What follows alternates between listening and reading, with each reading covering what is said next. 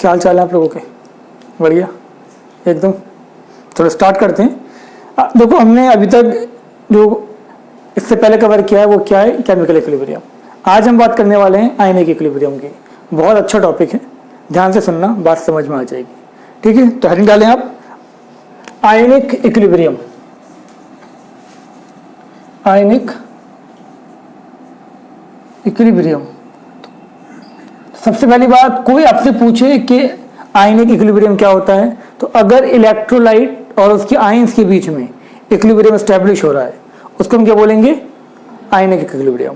तो देख लो, the equilibrium establish between electrolyte and its ion, द इक्विलिब्रियम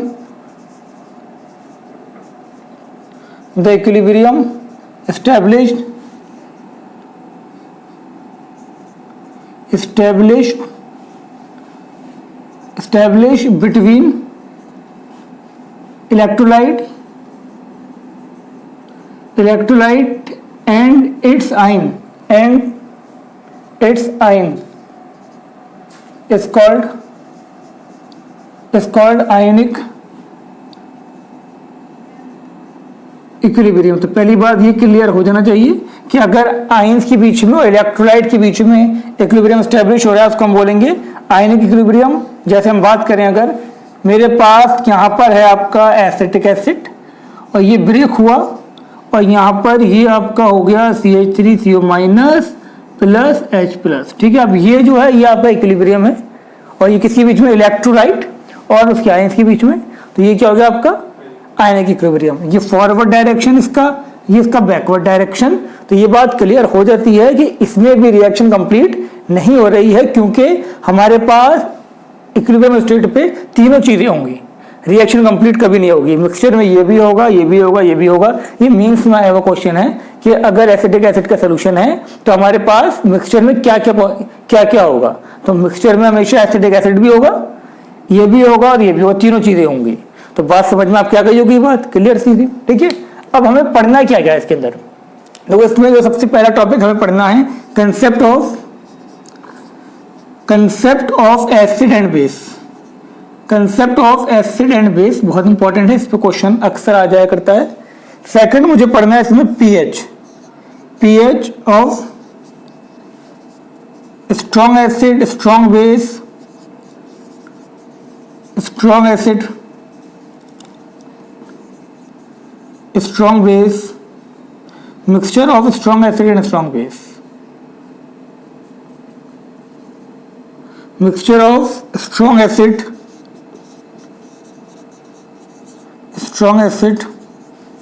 and strong base। तो सुन लो ध्यान से, हमें स्ट्रॉन्ग एसिड का पीएच निकालना है, हमें स्ट्रॉन्ग बेस का और एसिड बेस की मिक्सचर का भी। ठीक है, उसके बाद जो हमें थर्ड इसमें पढ़ना है वो पढ़ना है सॉल्ट हाइड्रोलिसिस या pH of weak acid, pH of weak acid, pH of weak acid and weak base. Next topic जो हमें पढ़ना है इसके अंदर वो है सॉल्ट हाइड्रोलिसिस। उसके बाद जो हमें पढ़ना है वो पढ़ना है,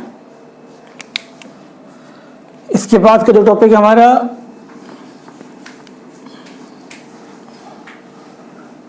वो है आपका फिफ्थ टॉपिक हमारा इसके अंदर बफर सॉल्यूशन। और लास्ट टॉपिक हमारा इसके अंदर होगा solubility of Sprüngli soluble salt, solubility of springly soluble salt। तो ये कुछ टॉपिक हैं जो हमें इस चैप्टर में कवर करने हैं। ठीक है, तो हम पूरी कोशिश करेंगे कि आज के लेक्चर में आपका ये और ये दो टॉपिक यहाँ कवर हो जाएं। दो टॉपिक हम रोजाना कवर कर लेंगे। तो बात समझ में आ गई? देखो फटाफट लिख रहे हो तो अगर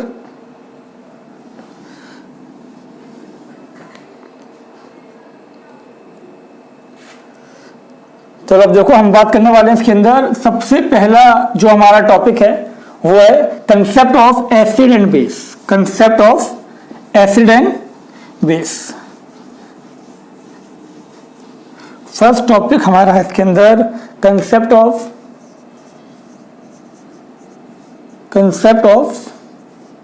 एसिड एंड बेस। अब बेटा एसिड और बेस का जो कंसेप्ट है वो हमारे पास तीन कंसेप्ट हैं। सबसे पहला कंसेप्ट हमारे पास है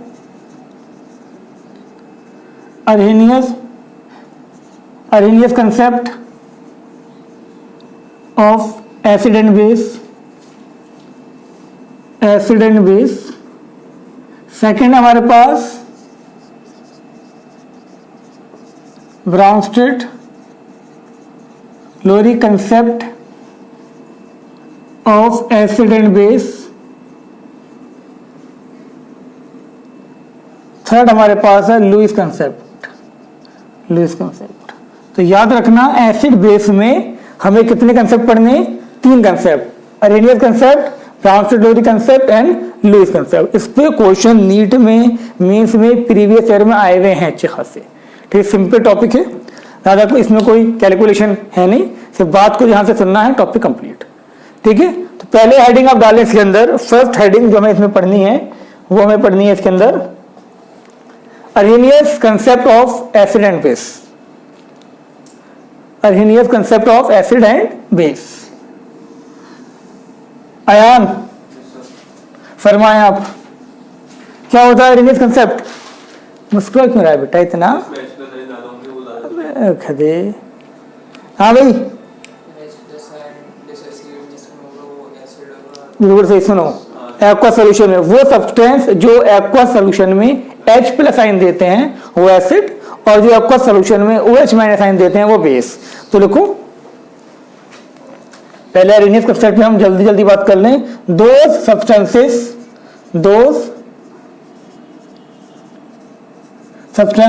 that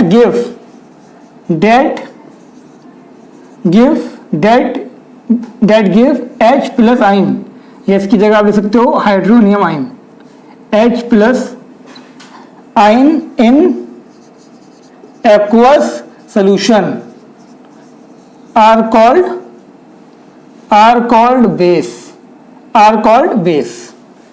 acid। उल्टा लिख दिया, are called acid। ठीक है, those substances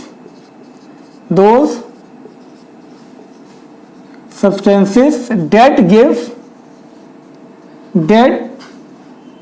give OH minus ion in aqueous solution are called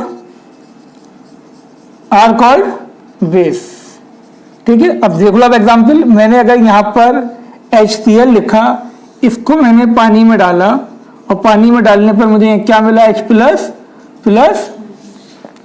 OH minus. ठीक है, इसको ऐसे भी लिख सकते हैं और इसको हम ऐसे भी लिख सकते हैं OH माइनस, क्या था? Cl minus, sorry Cl minus. इसको हम ऐसे भी लिख सकते हैं, यहाँ पर ये जो था आपका वाटर है। तो देखो यहाँ क्या होगा, जो H प्लस निकलेगा वो वाटर से कंबाइंड हो जाएगा और यहाँ आपको H3O प्लस Cl माइनस। तो बात समझ में आ गई आपकी?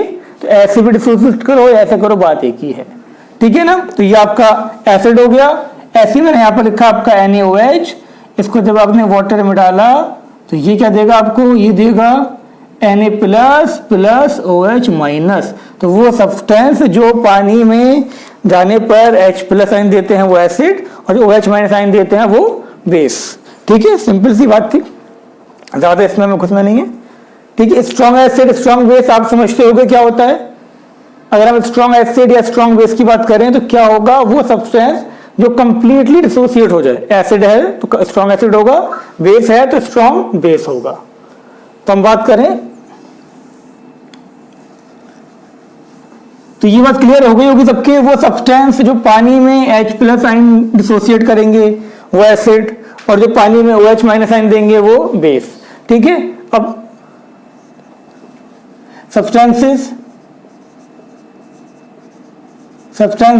that completely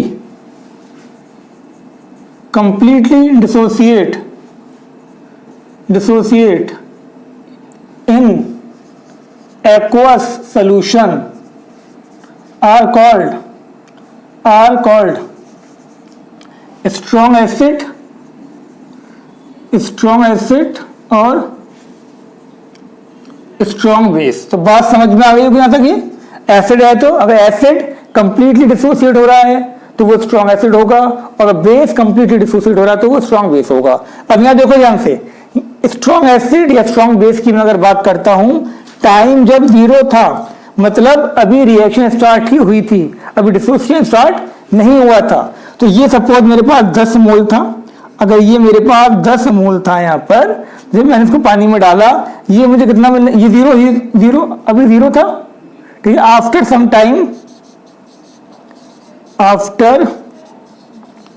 टाइम कुछ टाइम के बाद मैंने क्या देखा कि ये 0 हो गया, और यहाँ क्या मिला मुझे, ये 10 मिला, ये 10 मिला। बात समझ में आ गई, क्लियर हो गया था बात। जितना एसिड था वो कंप्लीटली डिसोसिएट हो गया, 100% डिसोसिएट हो गया, तो इसको हम क्या बोलते हैं, स्ट्रॉन्ग एसिड। ऐसे यहाँ पर टाइम जब 0 था, ये सपोज 10 मोल था, ये कितना था आपका 0, और जैसे टाइम को आगे बढ़ाया ये 0 हो गया, ये 10 हो गया, ये 10 हो गया। बात क्लियर हो गई यहाँ तक, क्योंकि इस एक NaOH में एक Na था, 10 में कितने होंगे, 10 Na 10 OH माइनस।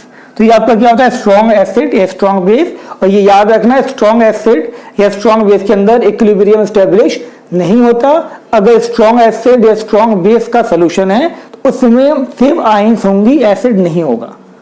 उस सोल्यूशन में सिर्फ क्या होंगी, आयंस होंगी और एसिड नहीं होगा, ठीक है। बात समझ में आ गई होगी। तो ये इसके एग्जाम्पल हो गए, ये इसकी एग्जाम्पल थे, ठीक है। अब हम बात कर रहे हैं those substances date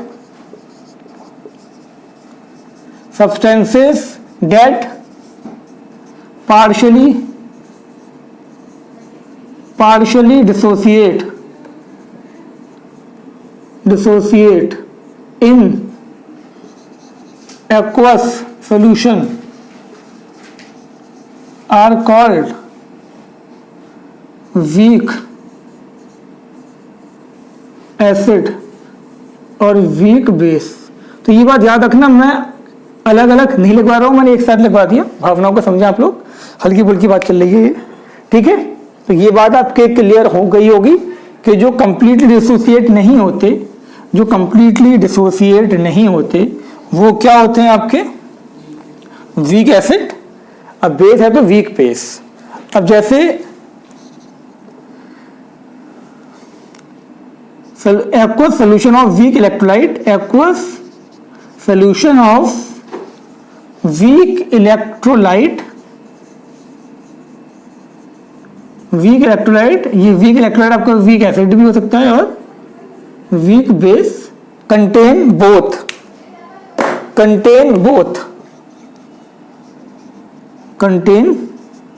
both ions as well as electrolyte.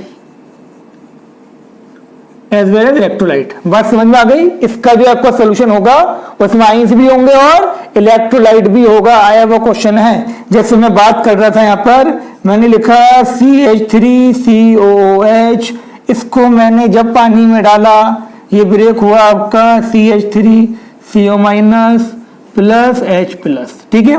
Time जब 0 था तो ये कितना था, सपोज 10 मोल थे, ये 0 था, ये 0 था। अब यहाँ पर क्या होता है, इक्विलिब्रियम स्टैब्लिश हो जाता है। एट इक्विलिब्रियम स्टेट ये कितना होगा, सपोज ये बचा 6, ये कितना हो गया आपका 4, मतलब 4 डिसोसिएट हो गया इसमें से। बात समझ में आ रही है, 4 मुझे क्या मिल गए, ये आयंस मिल गए। आई बात समझ में, ठीक है ना। 10 में से 4 डिसोसिएट हुआ, इसलिए मुझे क्या मिल गए, 4 यहाँ पर एसीटेट आयन और 4 H प्लस आयन।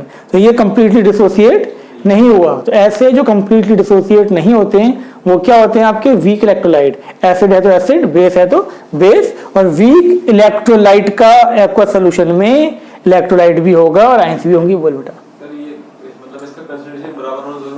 नहीं कोई जरूरत थोड़ी बराबर, हो भी सकता नहीं भी सकता, इन जनरल कम ही होगा। सही है, क्लियर हो गया था बात, चलो अच्छी बात है। अब देखो ध्यान से, हम यहां बात करने वाले हैं आपका,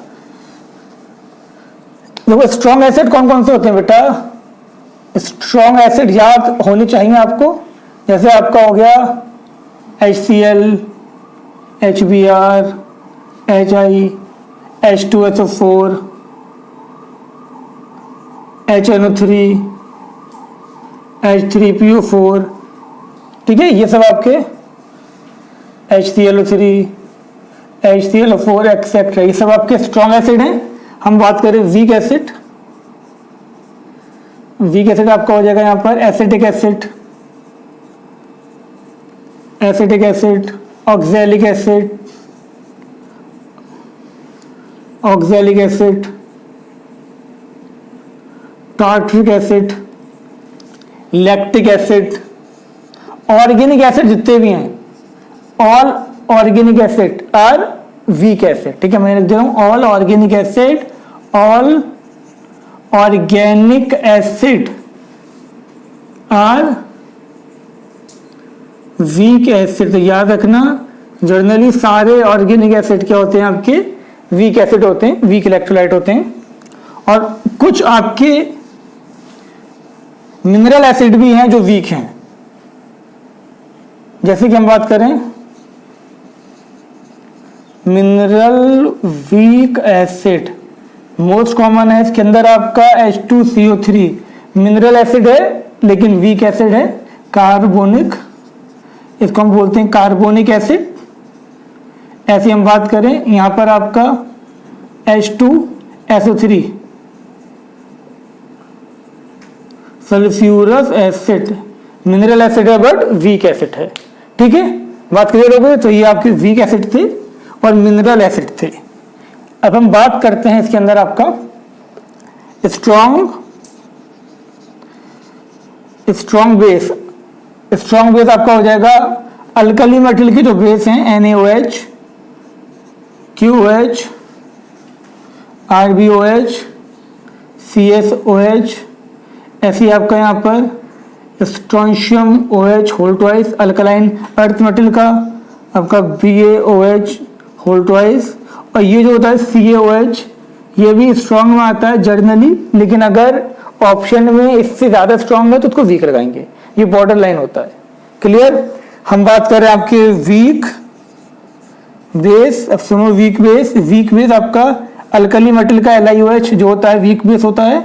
हम बात कर रहे हैं यहाँ पर MgOH whole twice weak base, BeOH whole twice weak base, AlOH whole thrice amphoteric होगा ये।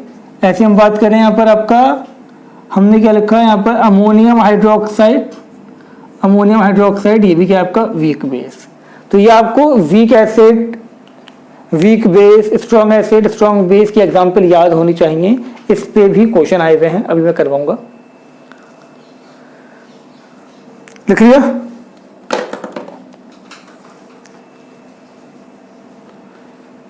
तो ये जितनी मैंने आपको लिखवाया ये सारी बात आपकी किसकी हो गई, अरहेनियस कंसेप्ट की। तो उम्मीद करता हूं ये समझ में आ गया होगा। अरहेनियस के हिसाब से एसिड क्या था, वो सब्सटेंस जो पानी में डालने पर H+ आयन को लिबरेट करेंगे वो एसिड, और जो पानी में डालने पर OH- आयन को लिबरेट करेंगे वो बेस।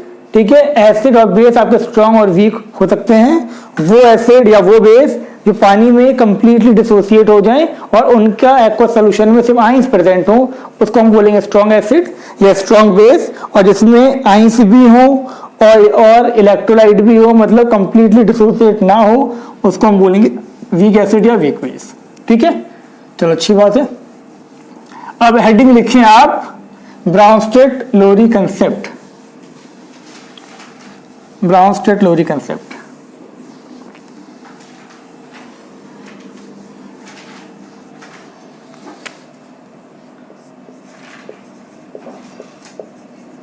ब्राउनस्टेट-लोरी कंसेप्ट। तो सुनो बेटा, ब्राउनस्टेट-लोरी कंसेप्ट ये एक बहुत इंपॉर्टेंट कंसेप्ट है। इसमें तुम्हें सबसे ज्यादा क्वेश्चन मिलेंगे। समझ रहा है बेटा? क्या होता है ब्राउनस्टेट के हिसाब से एसिड? मुंह बनाते बस, देखो ध्यान से। सबसे पहले हम बात करने वाले हैं इसके अंदर, इसके हिसाब से एसिड क्या होते हैं? Those substances that liberate H plus आइन इन एनी मीडियम, वो सब्सटेंसेस अरेनियस के हिसाब से क्या था, वो सब्सटेंस जो वाटर में डालने पर H प्लस आइन देगा वो एसिड होगा। इसके हिसाब से क्या, वो सब्सटेंस जो किसी भी मीडियम में H प्लस आइन देगा वो एसिड होगा, और वो सब्सटेंस जो किसी भी मीडियम में H प्लस आइन को एक्सेप्ट करेगा वो बेस होगा। तो बात समझ में आ रही है? तो लिखो इसके हिसाब से क्या होता है, those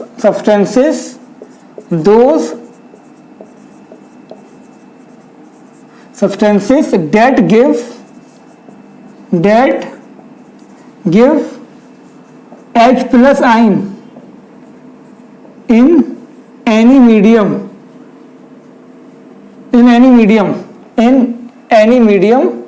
are called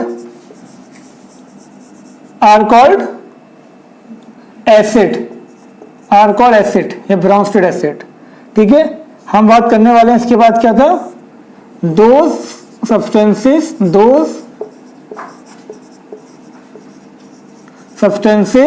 that accept H plus ion को हम क्या बोल देते हैं, proton. Those substances that accept H plus ion are called बोलो ना, बेस, आर कॉल्ड बेस। ठीक है, और सुनो ध्यान से इधर, ये इंपॉर्टेंट पॉइंट इसको और सुने आप। Acid by liberating H plus आइन गिव कंजुगेट बेस। अगर एसिड में से H प्लस आइन निकाल दो तो जो नेगेटिव आइन बचेगी इसको क्या बोलेंगे हम, conjugate base. Acid by liberating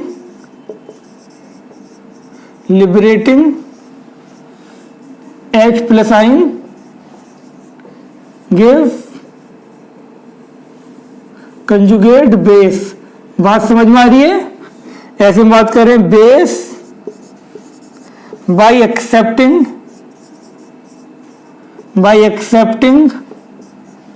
H plus ion give conjugate acid। higher the stability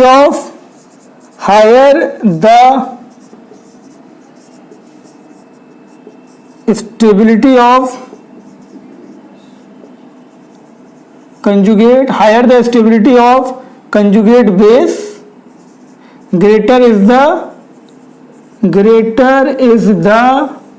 acidic nature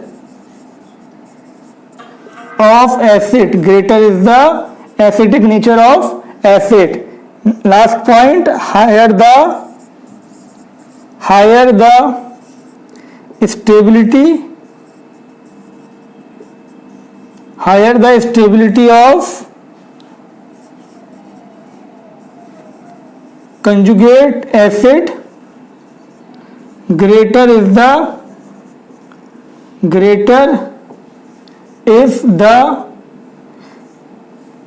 basic nature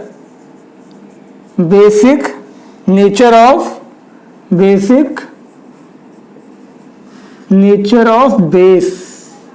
important point है ये, ठीक है, लिख लिया, अच्छी बात। अब समझो इस चीज को जरा ध्यान से, मैंने क्या कहा। एक बात और याद रखना, जितने भी अरहेनियस एसिड थे वो सब के सब ब्राउन स्टेट एसिड भी होंगे।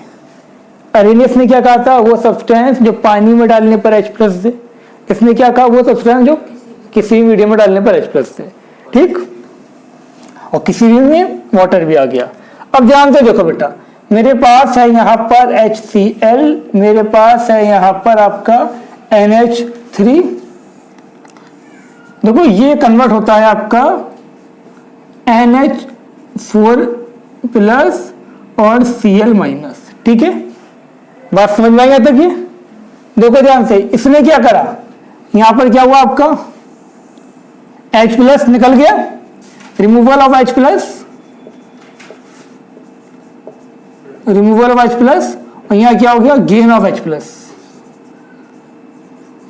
प्लस। सुनो, वो सब्सटेंस जो H प्लस निकालेगा वो क्या होगा, एसिड।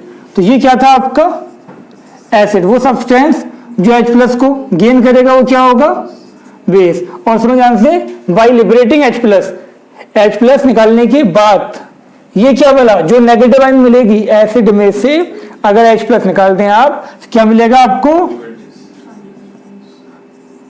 Conjugate base. और जब भी कोई बेस H+ को एक्सेप्ट कर लेगा तो वहां क्या मिलेगा आपको, वहां मिलेगा आपको कंजुगेट एसिड। तो याद रखना, कंजुगेट एसिड और कंजुगेट बेस क्या होते हैं, भूलना नहीं है ये। अब सुनो, यहां पर हर वो सब्सटेंस आपका, सुनो ध्यान से, वो सब्सटेंस एसिड होगा, ये ध्यान से देखो। चलो, और मैंने अगर यहां पर ये लिखा HCl, यहां लिखा मैंने आपका NH2-, ठीक है। यहां क्या मिलेगा, देखो यहां मिलेगा आपको NH3 और यहां मिलेगा आपको Cl-, ठीक है। बात समझ में आ रही है। तो ध्यान दो, देखो इसने क्या करा, removal of H+, removal of H+, इसने क्या करा, gain of H+, gain of H+, ठीक है ना। हमें सिर्फ रिएक्शन देखनी है अभी जो मैं लिख रहा हूं यहां पर, गेन ऑफ H+। तो बेटा ध्यान से देखिए आप, वो सब्सटेंस जो H+ को लिबरेट करेगा वो क्या होगा आपका, वो एसिड होगा। तो ये क्या हो गया आपका एसिड। वो सब्सटेंस जो गेन करेगा वो क्या होगा, बेस, ठीक है। एसिड जब H+ निकाल देगा तो जो आयन आपको मिलेगी वो क्या होगी, वो होगी आपकी कंजुगेट बेस।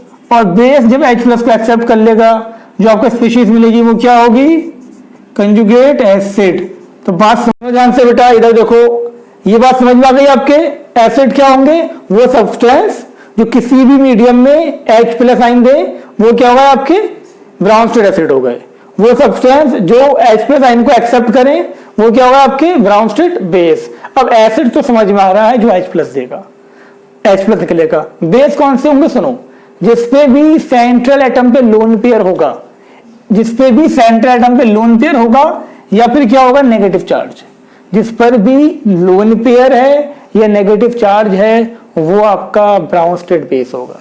बात समझ में आ गई। कंडीशन क्या है इसकी, कि लोन पेयर हो या नेगेटिव चार्ज हो, मतलब टेंडेंसी होनी चाहिए उसके पास H+ को एक्सेप्ट करने की। अब H+ को एक्सेप्ट करेगा कौन, जैसे मैंने यहां पर देखा था आपका, मेरे पास यहाँ NH3 है, ये 3 आपके यहां पर क्या थे, कोवेलेंट बॉन्ड, और नाइट्रोजन के पास लोन पेयर तो होता ही है, सबको पता है।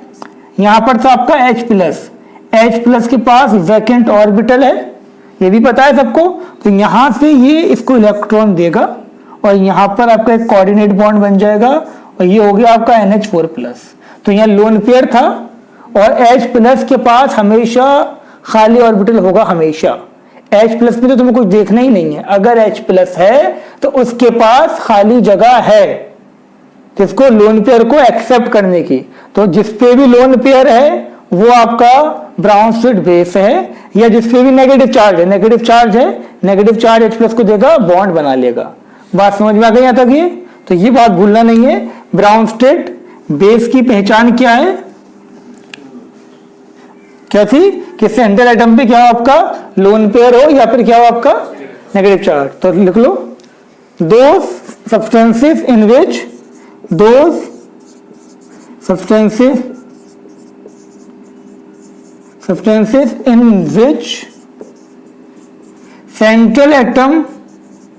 central atom contain lone pair और नेगेटिव चार्ज आर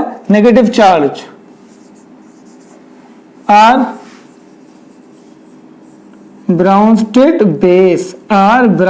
बेस। आगे बात समझ में क्लियर हो गया तक बात, चलो अच्छी बात है, ये रब कर दूं। तो देखो ध्यान से, हमें ये समझ में आ गया। और देखो ये जो आपके कंजुगेट एसिड बेस पेयर होते हैं, conjugate acid base pair differ by a proton. देखो ये एसिड है, ये कंजुगेट बेस है, किसका डिफरेंस है यहाँ पर, H+ का। ये बेस है, ये कंजुगेट एसिड है, किसका डिफरेंस है, H प्लस का। तो ये भी इंपॉर्टेंट पॉइंट है, conjugate acid base pair differ by a proton. तो पॉइंट ये भी रख लो, conjugate acid base pair, conjugate acid base pair differ by a proton, differ by a proton, that is H plus, differ by a proton। Clear? अब यहां देखिए आप ध्यान से, इसमें हमने यहां पे लिखा आपका, तो हमने लिखा यहां पर आपका ये था HCl था यहां पर हमारे पास, यहां लिखा मैंने आपका H2। तो देखो यहां क्या होगा, मुझे पता है यहां पर बेटा इसके पास लोन पेयर होता है ऑक्सीजन के पास, ठीक है ना, और यहां पर आपको क्या मिलेगा, H प्लस निकलेगा, H प्लस को एक्सेप्ट करेगा, H3O plus plus Cl minus. इसीलिए जब भी हम एसिड को पानी में डालते हैं तो हम क्या लिखते हैं, H प्लस Cl माइनस नहीं लिखते। क्यों नहीं लिखते? क्योंकि H प्लस के पास खाली ऑर्बिटल है, वाटर के पास लोन पेयर है, तो तुम नहीं भी चाहोगे तब भी वो एक्सेप्ट कर लेगा, इसीलिए हम ऐसे लिखते हैं उसको। करेक्ट वे जो है लिखने का वो ये है। अगर तुम छोटे क्लासेस में H प्लस Cl माइनस लिख भी दो, बात कोई नहीं है, लेकिन वो एक्चुअल में क्या है, वो ये है एक्चुअल में। बात समझ में आ गई? यहाँ तक कोई डाउट तो नहीं है? तो देखो यहाँ पर क्या हो गया, ये यहाँ पर ये आपका ये हो गया एसिड, और ये क्या हुआ आपका यहाँ पर कंजुगेट, और ये क्या हो गया आपका, यहाँ पर ये बेस की तरह काम करता है, ब्राउन स्ट्रेट बेस की तरह काम करता है, और ये हो गया आपका कंजुगेट एसिड। बात समझ में आ गई? ये हो गया कंजुगेट एसिड। क्लियर है? चलो अच्छी बात है। और देखिए आप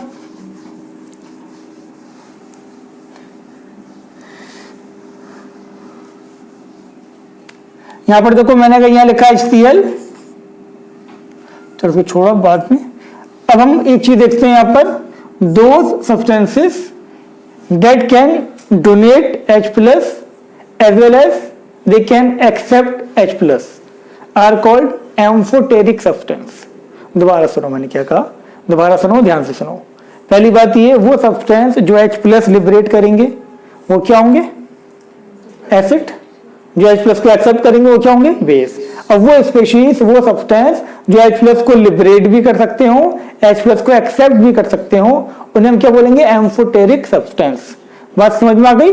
तो लिखो, those substances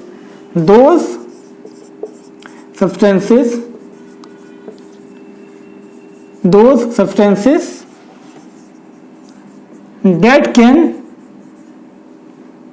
accept or can liberate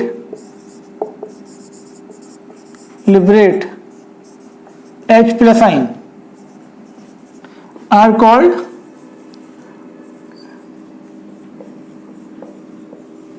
amphoteric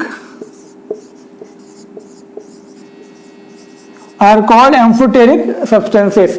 जो H प्लस को लिबरेट भी कर सकते हो और H प्लस को एक्सेप्ट भी कर सकते हो, उन्हें हम बोलेंगे एम्फोटेरिक सब्सटेंसेस। अब ध्यान से देखिए आप, जैसे मेरे पास यहां पर आपका है H2SO4, ठीक है।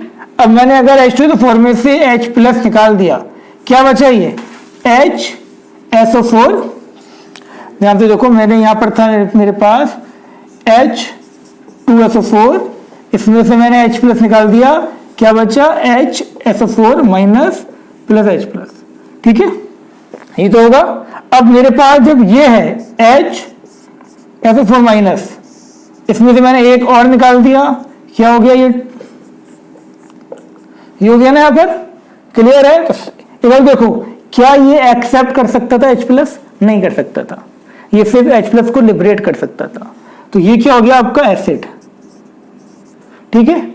अब देखो, ये H प्लस को एक्सेप्ट करेगा तो किस में जाएगा, इसमें जाएगा। ये H प्लस को एक्सेप्ट कर सकता है ना, और ये आपका H प्लस को लिबरेट भी कर सकता है। ये H प्लस को अगर एक्सेप्ट करेगा तो ये दोबारा किस में जाएगा, अगर इसने H प्लस एक्सेप्ट करा, दोबारा किस में चला जाएगा, ये आपका H2SO4 में। तो ये स्पीशीज H प्लस को एक्सेप्ट भी कर सकती है और H+ को लिबरेट भी कर सकती है। तो ये क्या हो गया आपका एम्फोटेरिक। एम्फोटेरिक क्या होते हैं? जो एसिडिक और बेसिक दोनों की तरह बिहेव कर सकें। अब ये क्या होगा, एसिड होगा या बेस होगा? ये सिर्फ और सिर्फ H+ को एक्सेप्ट कर सकता है, लिबरेट नहीं कर सकता। तो ये क्या हो गया आपका, बस ये सिर्फ एक्सेप्ट करके इसमें आ सकता है, ये लिबरेट नहीं कर सकता। बात समझ में आ गया ना? तो वो सब्सटेंस जो H+ को एक्सेप्ट भी कर सकते हो, लिबरेट भी कर सकते हो, वो क्या होगा आपका एम्फोटेरिक। अच्छा एक चीज सुन लो, अगर पॉलीप्रोटिक एसिड है, पॉलीप्रोटिक एसिड क्या होते हैं? जिसमें एक से ज्यादा H+ हो, ठीक है ना। पॉलीबेसिक या पॉलीप्रोटिक एसिड वो होते हैं जिसमें एक से ज्यादा H+ हो। अब सुनो, यहां पर इसका डिसोसिएशन कांस्टेंट K1 है, इसका डिसोसिएशन कांस्टेंट K2 है। सुन लो ध्यान से, पॉलीप्रोटिक एसिड है, जितने H+ लिबरेट होंगे उतने ज्यादा उसका डिसोसिएशन कांस्टेंट होगा। एक है तो खाली K होगा, दो है K1 K2, तीन है K1 K2 K3। तो ये हमेशा याद रखना, हमेशा कोई भी एसिड हो हमेशा K1 ज्यादा होगा K2 से, अगर 3 भी है तो K2 3 से ज्यादा होगा। जैसे H+ निकलता जाएगा यहाँ पर कोई इक्विलिब्रियम नहीं आएगा, यहाँ पर इक्विलिब्रियम स्टैब्लिश हो जाएगा अभी। और इक्विलिब्रियम स्टैब्लिश हो गया तो मतलब K की वैल्यू क्या हो गई, कम हो गई। तो याद रखना हमेशा K1 K2 से बहुत ज्यादा होगा, ये भी आया हुआ क्वेश्चन है। क्लियर हो गया तक बात? अगर एसिड है आपके पॉलीप्रोटिक तो हमेशा K1 डिसोसिएशन कांस्टेंट जो पहला होगा वो सेकंड से ज्यादा होगा, सेकंड हमेशा थर्ड से ज्यादा होगा। क्लियर? ये नॉर्मल सबके लिए बात है। इतना क्लियर हो गया तक? अब देखो ध्यान से, हमने यहां पर एक लिखा,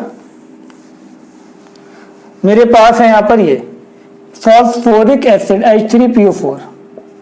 ये पहले कैसे ब्रेक हुआ आपका? ये ब्रेक हुआ आपका H2PO4 माइनस, ठीक है, इसमें H+ निकल गया। क्लियर हो गया तक बात? सेकंड क्या था इसका? सेकंड था आपका H2PO4 माइनस था, ये आपका इसमें से H+ निकल गया,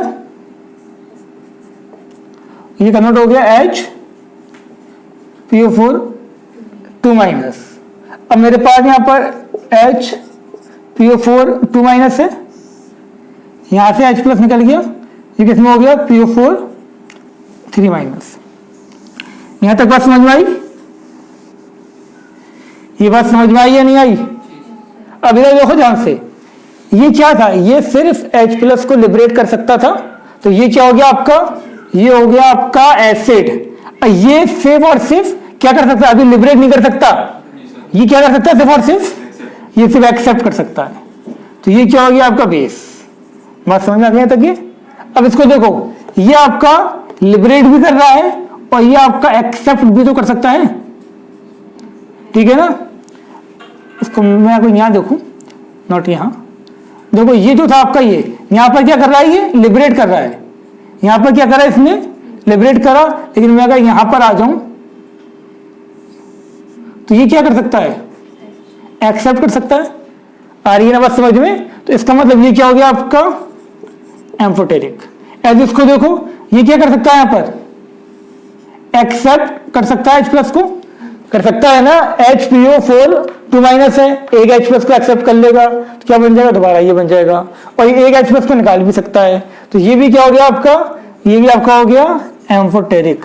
तो बात समझ में आ रही है? अगर नेगेटिव चार्ज है और H भी है, नेगेटिव चार्ज है और आयोनाइजेबल H है, मैंने H आयोनाइजेबल बोला है, ठीक है, नेगेटिव चार्ज है और आयोनाइजेबल H है, तो वह एम्फोटेरिक होगा। बात समझ में आ गई? देखो फॉस्फोरस का जो स्ट्रक्चर होता है, फॉस्फोरिक एसिड का स्ट्रक्चर होता है ये,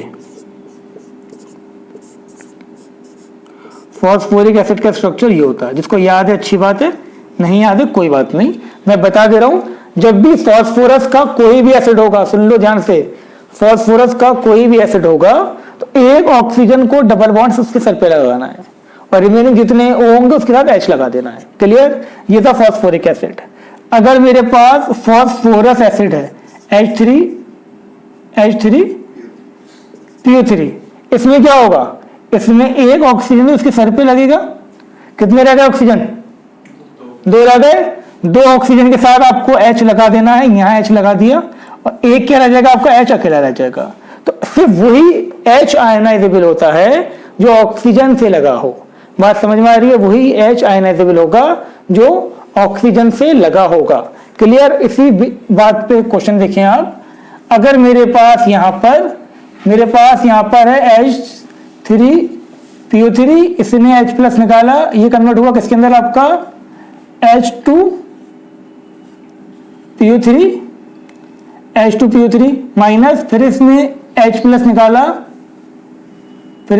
निकाला, ये कन्वर्ट हुआ आपका HPO3 2 माइनस। ठीक है, अब मुझे ये बताओ, ये स्पीशीज एसिडिक है या बेसिक है? ये पहला वाला, ये एसिडिक हो गया। ये स्पीशीज एसिडिक है, बेसिक है, एम्फोटेरिक है? ये एम्फोटेरिक हो गया। ये एसिडिक है, बेसिक है, एम्फोटेरिक है? अब इसको एम्फोटेरिक नहीं बोल सकते। क्यों नहीं बोल सकते? क्या H प्लस आयोनाइजेबल है?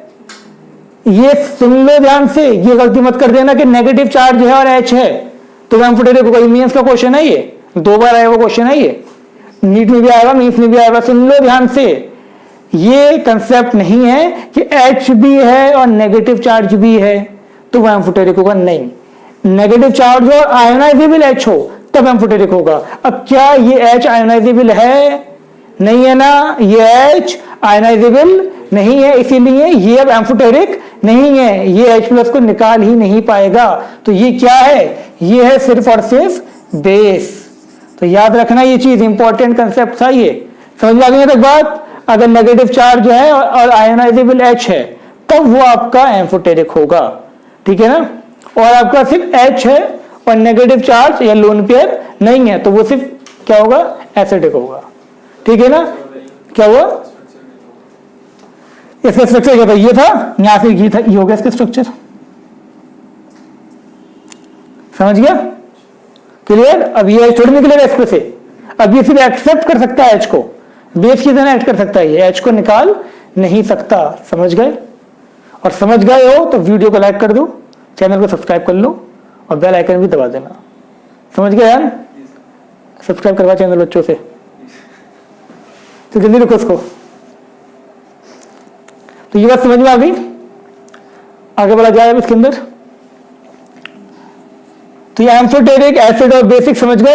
अच्छा सुनो, मेरे पास अगर मैं यहां बात करता हूं, इसका जो डिसोसिएशन था वो K1 था, इसका जो डिसोसिएशन था वो K2 था, इसका डिसोसिएशन K3 था।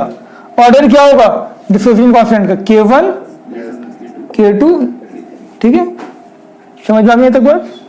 और ये पहला वाला सेकंड से अच्छा खासा ज्यादा होता है।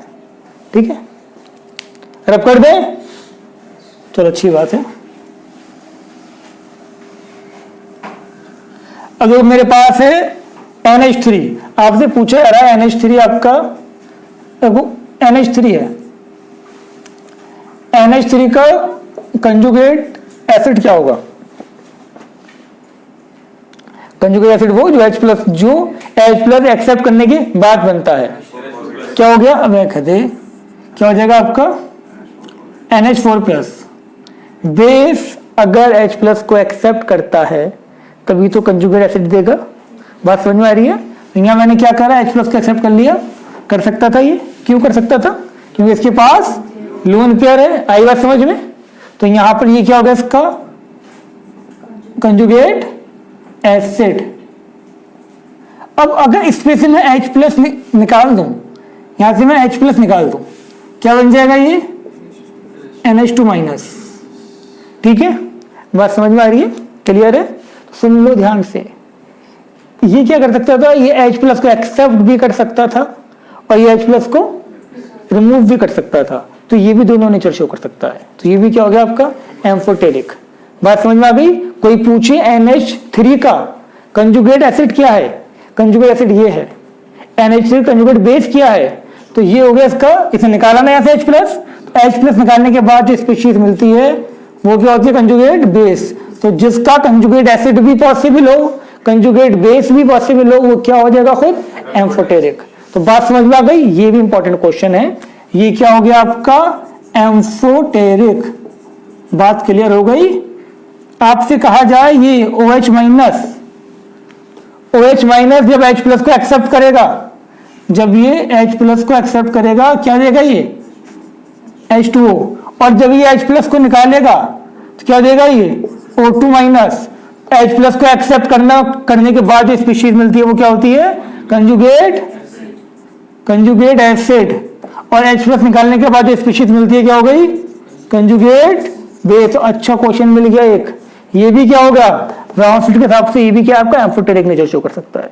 क्लियर, ये भी क्या हो गया आपका एम्फोटेरिक। मींस में आया हुआ क्वेश्चन है OH माइनस का कंजुगेट बेस क्या होगा, OH माइनस का कंजुगेट बेस क्या होगा O2 माइनस। क्लियर हो गया तब बात, कोई डाउट तो नहीं किसी को, रब कर दे, लिख लो फटाफट अगर नहीं लिखा तो अब उम्मीद करता हूं तुम लोग ये समझ गए होंगे कि कंजुगेट एसिड और कंजुगेट बेस हम कैसे बताएंगे, हमें कैसे पता चलेगा कि कौन सा सब्सटेंस सिर्फ एसिडिक है, सिर्फ बेसिक है, या वो आपका एम्फोटेरिक है। तो याद रखना, अगर सब्सटेंस पर नेगेटिव चार्ज है और आयनाइजेबल H प्लस है तो वो एम्फोटेरिक है, या अगर नेगेटिव चार्ज नहीं है, लोन पेयर है और वो H प्लस को लिबरेट कर सकता है, तब भी वो क्या आपका एम्फोटेरिक। सुनो बेटा आप लोग ध्यान से, मैंने आपसे बताया कि जो आपका स्ट्रॉन्ग एसिड होता है उसका जो कंजुगेट बेस होता है वो क्या होता है वीक, और वीक एसिड का कंजुगेट बेस क्या होगा आपका स्ट्रॉन्ग होगा। फॉर एग्जांपल मैं अगर यहां पर लेके चलता हूं आपका CH3COH और यहां लिया मैंने आपका HCl, मैंने इसमें से H प्लस निकाला, यहां क्या मिला मुझे CH3CO माइनस, मैंने यहां से H प्लस निकाला, यहां मुझे क्या मिला आपका Cl माइनस, दोनों कंजुगेट बेस हैं। अब क्या पूछा जा रहा है, कौन सा कंजुगेट बेस आपका, इसमें से कौन सा ज्यादा स्टेबल होगा, कौन सा कंजुगेट बेस ज्यादा स्टेबल होगा, तो कौन सा होगा आपका। यहां पर देखें ये स्ट्रॉन्ग एसिड था क्योंकि ये 100% आयनाइज होता है, ये स्ट्रॉन्ग एसिड। आप जानते हो ये क्या वीक एसिड, वीक एसिड का जो कंजुगेट बेस मिलेगा वो क्या होगा स्ट्रॉन्ग बेस, ये क्या होगा स्ट्रॉन्ग बेस, और ये क्या होगा आपका वीक बेस या वीक कंजुगेट बेस। तो बात समझ में आ गई, ये स्ट्रॉन्ग कंजुगेट बेस है, ये वीक कंजुगेट बेस है। नेगेटिव वाले बेस होते हैं तो पता है। अब जो स्ट्रॉन्ग एसिड से प्रोड्यूस होगा वो वीक कंजुगेट बेस, और वीक एसिड से प्रोड्यूस होगा वो आपका स्ट्रॉन्ग कंजुगेट बेस। बात समझ में आ गई। ऐसे देखो मैंने यहां पर लिखा HCN, HCN अब जानते हो क्या होता है वीक एसिड है। अब इसका भी जब आप H प्लस निकाल दोगे, H प्लस निकाल दिया, यहां क्या मिला Cn माइनस, ये स्ट्रॉन्ग एसिड था, ये वीक एसिड था। पूछा ये जा रहा है इन दोनों में से कौन सा कंजुगेट बेस आपका स्ट्रॉन्ग है। तो देखो strong acid gives weak conjugate base, weak acid gives strong conjugate base. ये आपका हो गया स्ट्रॉन्ग कंजुगेट बेस। क्लियर हो गया तक बात, क्लियर है। अब यहां पे क्या होगा, वो देखो जो आपका स्ट्रॉन्ग बेस है वो कम स्टेबल होगा। स्ट्रॉन्ग बेस मतलब जो जल्दी से आपको लिबरेट कर दे, जो जल्दी से H प्लस को एक्सेप्ट कर ले। अगर स्टेबल होगा तो क्या इसको जरूरत होगी H प्लस को एक्सेप्ट करने की, अकेला स्टेबल रहेगा ये। ठीक है ना, बात समझ में आ रही है, क्लियर हो रही है। कि अगर आपका जो आपका स्ट्रॉन्ग कंजुगेट बेस है वही क्या है आपका स्टेबल है। क्यों स्टेबल है, क्योंकि अब उसे जो आपका स्ट्रॉन्ग बेस है, बेस क्या होते हैं जो अपना पेयर इलेक्ट्रॉन डोनेट करें।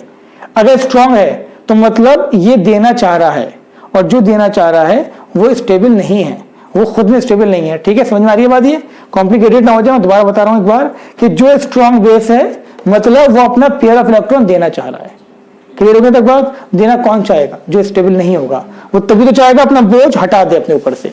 क्लियर होने तक बात। तो स्टेबल कौन सा है, स्टेबल आपका वीक बेस ज्यादा स्टेबल होगा। क्यों, क्योंकि वो नेगेटिव चार्ज को रख लेगा। स्ट्रॉन्ग बेस कम स्टेबल होगा क्योंकि वो नेगेटिव चार्ज को देना चाहेगा। क्लियर हो गया तक बात, लिख लो ये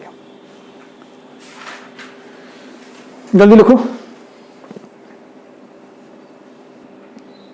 तो यहां तक बात आपकी क्लियर हो गई होगी। ये क्या था, हमारे बेस की बात कर रहे हैं, तो जो वीक कंजुगेट बेस है वो ज्यादा स्ट्रॉन्ग है। ठीक है, ये क्या होगा आपका स्ट्रॉन्ग, तो ये सॉरी ये क्या होगा आपका स्टेबल, और ये क्या होगा आपका लेस स्टेबल। ये मोर स्टेबल, ये आपका लेस स्टेबल। बेटा ध्यान से सुन लो, कंफ्यूज नहीं होना यहाँ पर। ये मैं दोनों में बेस की बात कर रहा हूँ। ये वीक कंजुगेट बेस किससे मिलेगा? स्ट्रॉन्ग एसिड से। वीक बेस है मतलब अभी दोबारा से H प्लस नहीं चाहिए, मतलब अकेला स्टेबल है। तो बात समझ में आई? तो कंफ्यूज नहीं होना है। क्लियर हो गया था बात? रब कर दे रहेंगे। अब कहानी को आगे बढ़ाते हैं। अब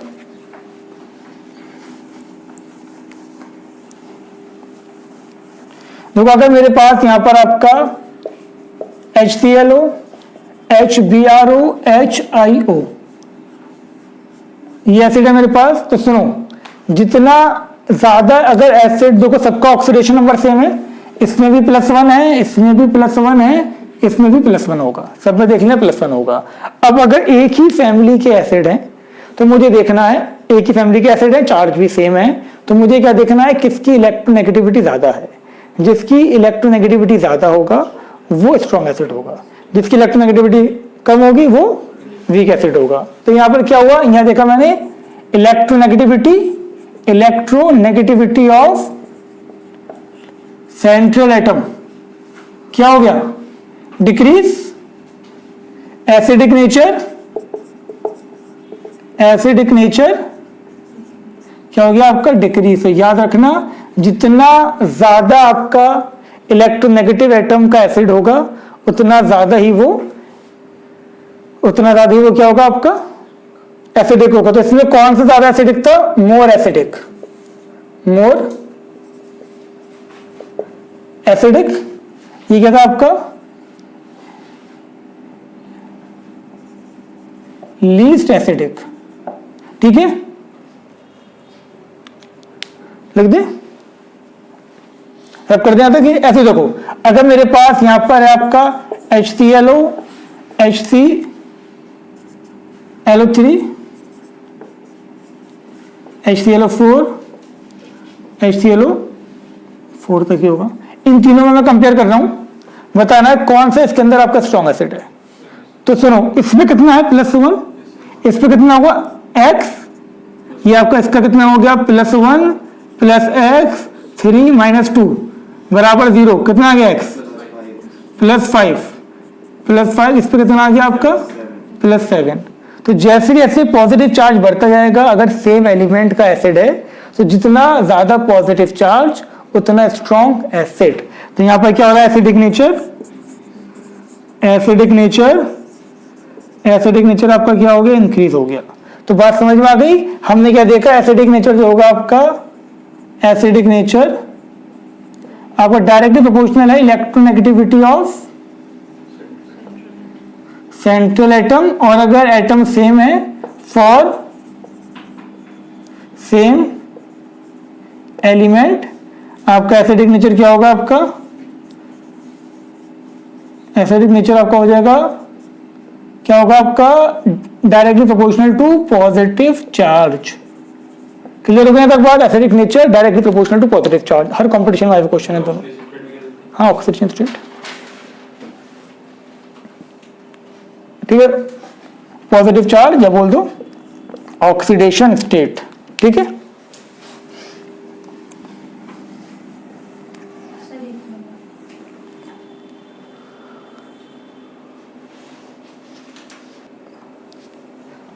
तो बेटा आप ध्यान से देखिए, आप यहां पर मैं बात करूं, अगर मैंने इस पे से H+ निकाला, ये क्या बनेगा आपका? ये बनेगा Cl-, इस पे से H+ निकालेगा Cl3-, ये बनेगा Cl4-। स्ट्रॉन्ग एसिड कौन सा था? ये स्ट्रॉन्ग एसिड था। स्ट्रॉन्ग एसिड का जो कंजुगेट बेस होगा वो क्या होगा? वीक। तो ये क्या हो जाएगा? Weak conjugate base. समझो ध्यान से, क्वेश्चन 2 बनते हैं, कंजुगेट बेस स्ट्रॉन्ग या वीक, और स्टेबल और अनस्टेबल, 2 अलग कंसेप्ट हैं, इसमें कंफ्यूज नहीं होना है। मैं फिर कह रहा हूं, अब जो वीक कंजुगेट बेस है मतलब वो वीक है, वो अपना नेगेटिव चार्ज को डोनेट नहीं करेगा, मतलब वो स्टेबल रहेगा। तो जो वीक कंजुगेट बेस होगा वो ज्यादा स्टेबल होगा। ये क्या हो गया आपका यहां पर? More stable. ये बहुत कहानी अच्छी चल रही है, ठीक है। ये क्या था आपका? ये था आपका वीक एसिड। वीक एसिड का कंजुगेट बेस क्या होगा? Strong conjugate base. Strong base है मतलब लोन पेयर को डोनेट करना चाहेगा, अपने नेगेटिव चार्ज को डोनेट करना चाहेगा, तो मतलब क्या होगा, लेस स्टेबल। क्लियर हो गया तक बात, लेस स्टेबल। तो ये बहुत इंपॉर्टेंट कहानी थी, इसको समझ लेना। वीक एसिड का जो कंजुगेट बेस होगा वो लेस स्टेबल होगा, स्ट्रॉन्ग एसिड का कंजुगेट बेस मोर स्टेबल होगा। ये स्टेबिलिटी की बात हो रही है, बेसिक नेचर की बात नहीं हो रही है। क्लियर हो गया तक बात, दोबारा रिपीट करता हूं मैं, strong acid give weak conjugate base और weak conjugate base is more stable. ठीक है, ऐसी हम बात करें, weak acid give strong conjugate base, strong conjugate base is less stable, तभी तो वो स्ट्रॉन्ग है, वो देना चाह रहा है अपने इलेक्ट्रॉन। क्लियर हो गया तक बात, रब कर देंगे तो कंफ्यूज बिल्कुल नहीं होना इसके अंदर, अच्छा कंसेप्ट था ये।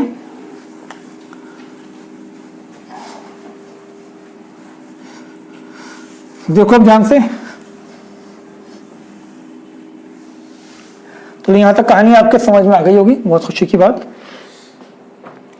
अब हम बात करने वाले हैं इसके अंदर Lewis concept of acid and base. Last concept है लुईस कंसेप्ट, हेडिंग लिखिए आप, Lewis concept, Lewis concept of acid and base, Lewis concept of acid and base.